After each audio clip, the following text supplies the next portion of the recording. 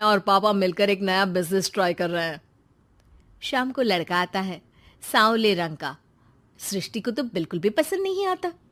लड़की की माँ कहती है, लड़की का चेहरा तो कोई खास नहीं, लेकिन अगर मेरे बेटे को आप लोग सेटल कर दें तो मैं उसकी शादी आपकी बेटी से करवा दूं।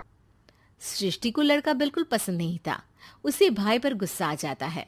लड़के वालों के जाने के बाद कहती है, माँ देखा, शीनू मेरे लिए कैसा लड़का लेकर आया, न दिखाने लायक न सुनने लायक, सेटल भी नहीं, वो भी हम करे।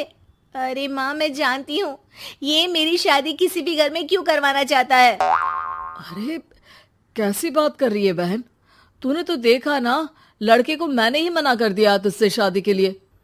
जिसने लड़का बताया था उसने उसकी बहुत तारीफ की थी। बात आई गई हो जाती है, लेकिन सृष्टि का मन शांत नहीं होता।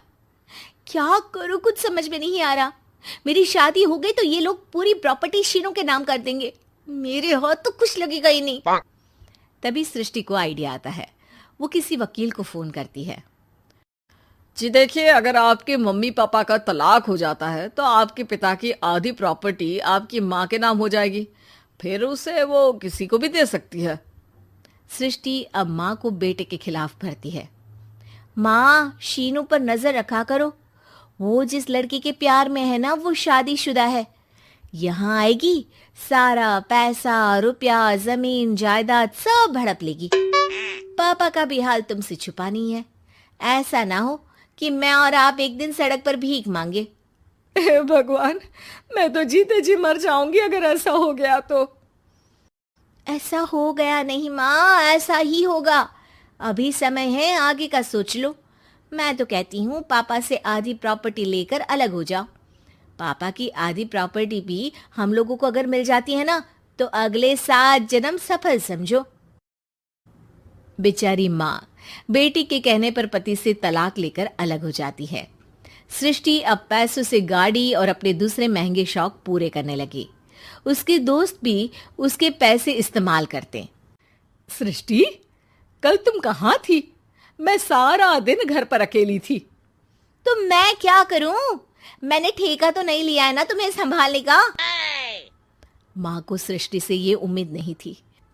वो बैठकर रोने लगती है। वहीं उसका पति यानी कि सृष्टि के पिता आ जाते हैं।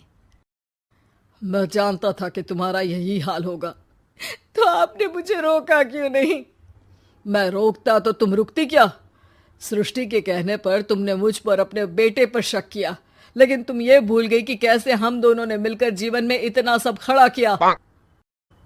माँ पति के गले लग जाती है।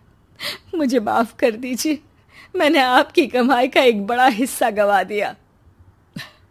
कोई बात नहीं, तुम साथ हो तो मैं ऐसी 7 प्रॉपर्टी खड़ी कर दूंगा। तभी वहां सृष्टि आ जाती है रोते हुए। माँ, मयंक ने मुझे छोड़ दिया। वो बोल रहा था जब तक मेरे पास पैसे थे तब तक ही वो मेरे साथ था। पापा, माँ, मुझे माफ कर